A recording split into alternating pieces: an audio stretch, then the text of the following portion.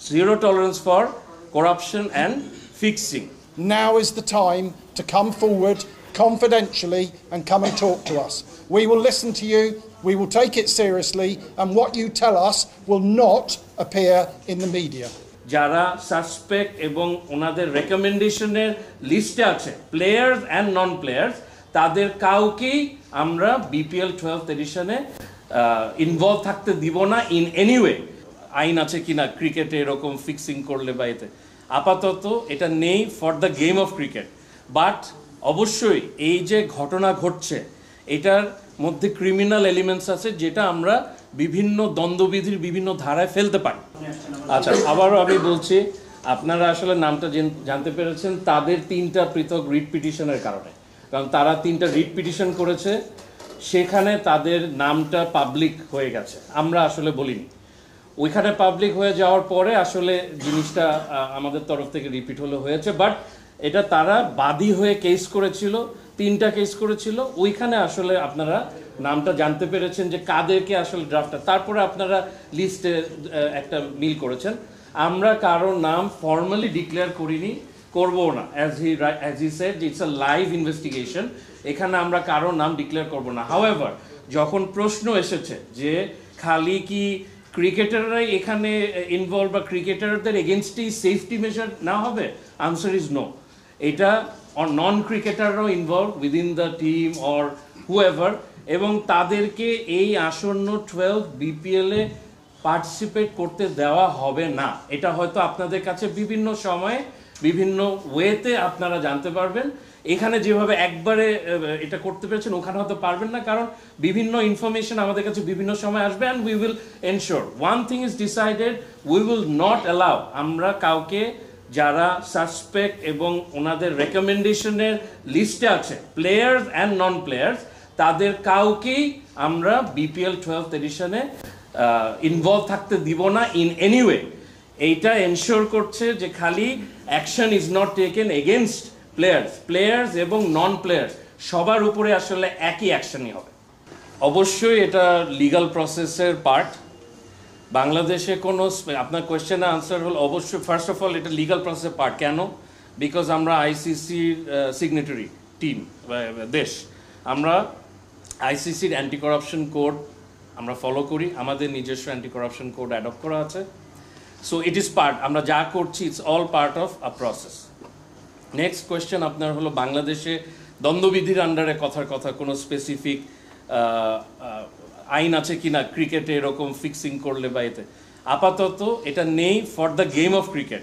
But অবশ্যই এই যে ঘটনা ঘটছে এটার মধ্যে ক্রিমিনাল এলিমেন্টস আছে যেটা আমরা বিভিন্ন দ্বন্দ্ববিধির বিভিন্ন ধারায় ফেলতে পারি, সেটা আমরা পরে এটা ল এনফোর্সমেন্ট এজেন্সিকে দেব। বাট ডাইরেক্টলি ক্রিকেট বা স্পোর্টস নিয়ে এই এরকম কোনো ধারা নেই। সেটা নিয়ে আমরা যেটা বলতে চাই যে অ্যালেক্স মার্শাল, আমি ব্যক্তিগতভাবে, প্লাস বিসিবির প্রেসিডেন্ট, সিইও সহ অন্যান্য ডাইরেক্টর সবাই আমরা পারসু করছি from the game of cricket with the government and the state যে একটি আইন, স্পেশালাইজড আইন করা উচিত, এবং এটা নিয়ে বিভিন্ন এজেন্সির সাথে বিভিন্ন নীতি নির্ধারণী সংস্থাদের সাথে কথা হচ্ছে আমাদের, এবং আমরা রেকমেন্ড করছি যে এরকম একটি law must be enacted to this effect to criminalize fixing, match fixing and corruption in cricket and other sports. এটি আপাতত নেই। আপনার থার্ড কোয়েশ্চেন ছিল হলো যে এইটা কি প্রক্রিয়ার আন্ডারে করা হচ্ছে, রাইট? ও আচ্ছা, এটা আমার জানা মতে ক্রিকেটে এরকম হয়তো নজির আছে কিনা আমার জানা নেই, সত্যি কথা আমার আসলে জানা নেই। হাউএভার একটা জিনিস আপনাদেরকে বুঝতে হবে যে the current president, even the past president, plus the board and everyone else, including আপনারা সবাই কিন্তু একটা জিনিসে একমত, সেটা হলো no space, zero tolerance for corruption, right?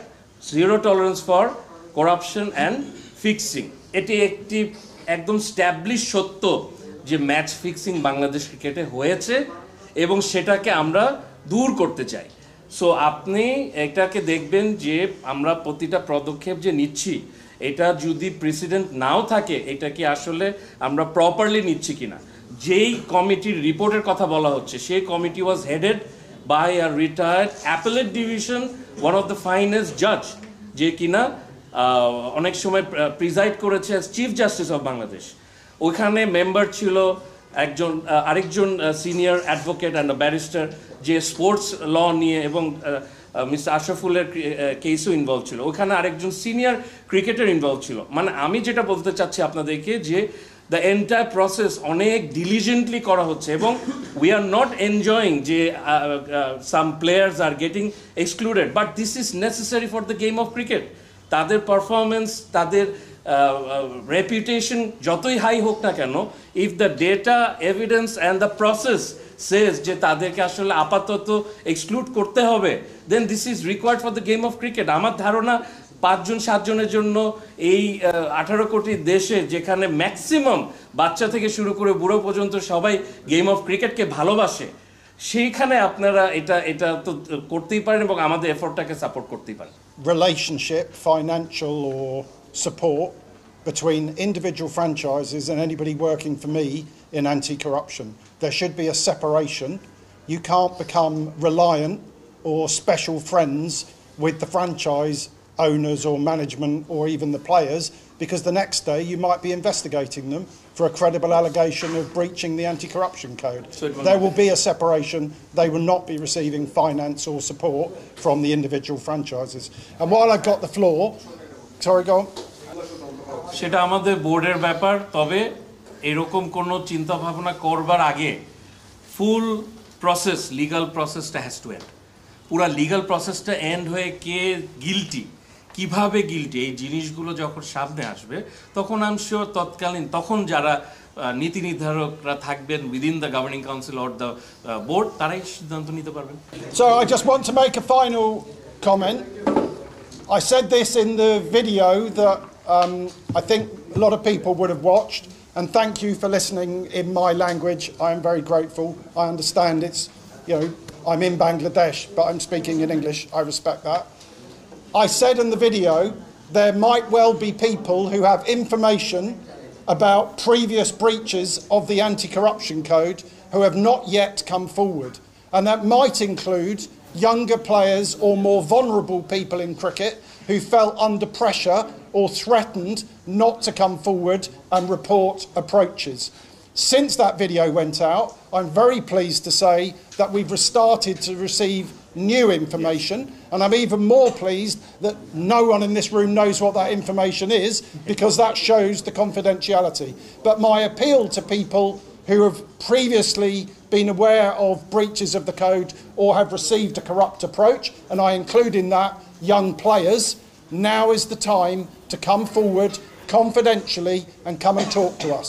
We will listen to you, we will take it seriously, and what you tell us will not appear in the media. The per individual who has been... No, I understood. No, I understood the question. It's not a question for me to answer. I've given lots of advice to the BPL Governing Council, and the BPL Governing Council have said, Alex, what steps should we take in the few weeks we've got to help to protect the event? And I've given advice where I can give advice, and it's up to the Governing Council what actions they take based on my advice. It's a very unusual situation with a massive report after months of work landing, but that's not the same as an anti-corruption investigation under the Anti-Corruption Code, which has a whole set of procedures that you have to follow, so that when a year later you go to a tribunal, you succeed, you don't fail. So I follow the correct process, and I will. So that's not a question for me to answer. During the right of the match, when the tournament is going on, so how would you address that issue as well? Yeah, the players are not under lock and key when they're away from the cricket matches, and I've been at tournaments all over the world and international matches. The players go and play golf, they go to the shopping centre, whatever. These things happen. The hotel environment is very interesting, because some of the breaches of the Anti-Corruption Code are generated through casual conversations and informal meetings that take place in the hotel environment. So one of the things we'll be covering with the anti-corruption managers is we will have people in the hotels watching what is going on.